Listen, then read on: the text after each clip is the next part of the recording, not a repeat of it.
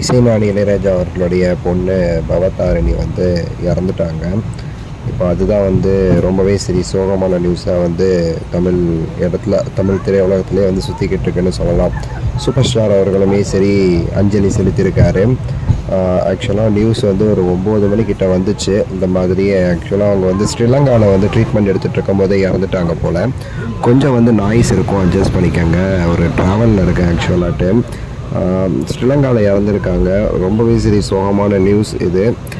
அவங்களுடைய வாய்ஸ் வந்து பயங்கரமாக இருக்கும். அப்படி வந்து எல்லாருமே ரசிச்சிருக்கோம் அவங்களோட வாய்ஸை.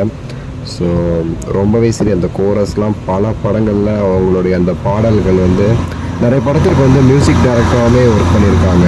புரியுதா? நிறைய படத்திற்கு மியூசிக் டைரக்டராகவே ஒர்க் பண்ணியிருக்காங்க. அது ஒரு முக்கியமான விஷயம். சூப்பர் ஸ்டார் அவர்களுமே சரி இளையராஜா அவர்கள்ட்ட வந்து ஃபோன் பண்ணி வந்து அஞ்சலி வந்து செலுத்தியிருக்காரு, ஃபோன் மூலமாட்டி இப்போ வரைக்கும். ஸோ மற்ற விஷயங்கள் இனிமேல் தான் வந்து முடிவெடுக்கப்படும்னு சொல்கிறாங்க. இப்போ வரைக்கும் வந்து ரஜினிகாந்த் அவர்கள் வந்து ஃபோன் பண்ணி வந்து பேசியிருக்காங்க. அது மூலமாக வந்து அஞ்சலி செலுத்தினதாக வந்து நியூஸ் வந்து போயிருக்கு.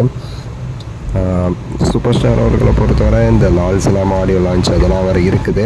இப்போ வர வந்து அதோடைய அப்டேட்ஸ் என்னங்கிறது க்ளீனாக தெரில. இந்த நிகழ்வுனால் இவங்களுடைய மரணம்னால ஆடியோ லான்ச் தள்ளி போக வாய்ப்பு இருக்குதுன்னு சொல்லிட்டு இப்போ வரைக்கும் சொல்கிறாங்க. அது எப்படின்னு சொல்லிட்டு இன்னும் கன்ஃபார்ம் ஆகலை. கன்ஃபார்ம் ஆன பிறகு நம்ம கூட அப்டேட் பண்ணலாம். இப்போ வரைக்கும் வந்து வாய்ப்பு இருக்குங்க. அவங்களுடைய இந்தியர் காரணமாக வந்து தள்ளி போக வாய்ப்பு இருக்குது அப்படின்னு சொல்லிட்டு சொல்லப்படுது. சரிங்களா? இது ஒரு முக்கியமான ஒரு விஷயம் நம்ம வந்து பேசணும்னு நினச்சது. உண்மையாகவே வந்து இளையராஜா அவர்களுக்கு வந்து ஒரு மிகப்பெரிய டீப்பஸ்ட் ஒரு கண்டோலன்சஸ் அவங்கள சார்ந்தவங்க எல்லாருக்குமே நம்ம வந்து சொல்லிக்கலாம். நம்ம SRFC சேனல் சார்பாகவும் 2024 தொடக்கமே வந்து வித்தியாசமாக ஆரம்பிக்குது. இந்த மாதிரி சோகமாக அட்டேட்டு எப்படி இல்லை தெரியலை ஆக்சுவலாக.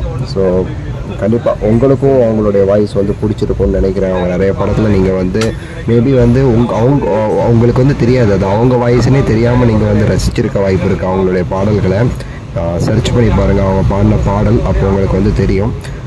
உங்களுடைய கருத்தை சொல்லுங்கள். நன்றி, வணக்கம்.